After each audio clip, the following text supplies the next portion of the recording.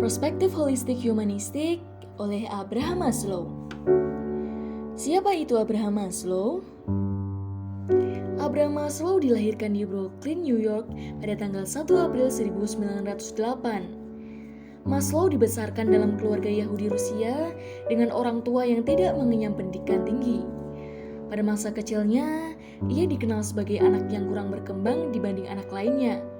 Ia mengatakan bahwa dirinya adalah seorang anak Yahudi yang tumbuh dalam lingkungan yang mayoritas dihuni oleh non-Yahudi. Ia pun merasa terisolasi dan tidak bahagia pada masa itu. Ia bertumbuh di perpustakaan di antara buku-buku. Ia awalnya kuliah hukum, namun pada akhirnya ia memilih untuk mempelajari psikologi dan lulus dari Universitas Wisconsin. Ia memperoleh gelar bachelor pada 1930, master pada 1931, dan PhD pada tahun 1934. Maslow kemudian memperdalam riset dan studinya di Universitas Columbia dan masih mendalami subjek yang sama. Di sana ia bertemu dengan mentornya yang lain, yaitu Alfred Adler, salah satu kolega awal dari Sigmund Freud. Maslow banyak berhubungan dengan intelektual-intelektual Eropa yang baru bermigrasi ke Amerika Serikat. Pada tahun 1951, Maslow berjumpa dengan Kurt Goldstein, seseorang yang mengenalkannya kepada ide tentang aktualisasi diri dan menjadi bibit dari teorinya tentang hierarki kebutuhan. Pada periode ini pula, dia bersama beberapa psikolog lain seperti Carl Rogers memproklamirkan aliran ketiga dari psikolog yang dikenal sebagai humanisme. Dalam aliran psikologi humanistiknya, Maslow percaya bahwa manusia tergerak untuk memahami dan menerima dirinya sebisa mungkin. Teorinya yang sangat terkenal sampai dengan hari ini adalah teori tentang hierarchy of needs. Konsep hierarki kebutuhan oleh Abraham Maslow. Konsep hierarki kebutuhan. Konsep hierarki kebutuhan yang diungkapkan Maslow yang beranggapan bahwa kebutuhan-kebutuhan di level rendah harus terpenuhi, paling tidak cukup terpenuhi terlebih dahulu sebelum kebutuhan-kebutuhan di level tinggi menjadi hal yang memotivasi.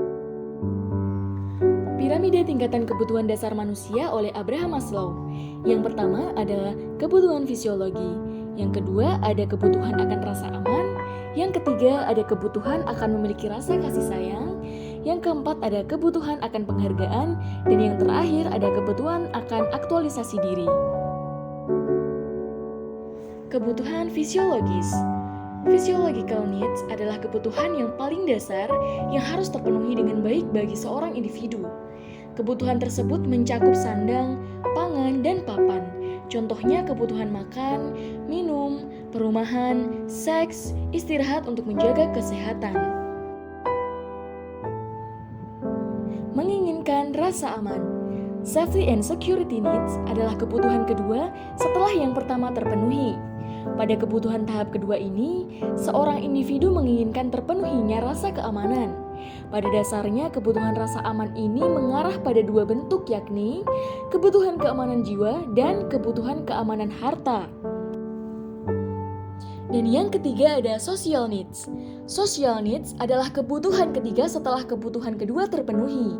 Pada kebutuhan ini mencakup perasaan seseorang seperti termilikinya cinta, sayang, keluarga yang bahagia dengan suami atau istri, dan memperoleh anak dari perkawinan yang sah, serta tergabung dalam organisasi sosial.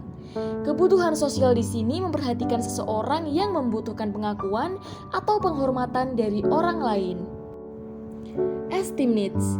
Esteem needs adalah kebutuhan keempat setelah kebutuhan ketiga terpenuhi. Pada kebutuhan ini, seseorang mencakup pada keinginan untuk memperoleh harga diri. Harga diri atau respek diri ini bergantung pada keinginan atau kekuatan, kompetensi, serta kebebasan dan kemandirian. Dan yang terakhir ada kebutuhan akan aktualisasi diri. Aktualisasi diri adalah kebutuhan tertinggi dalam teori Maslow.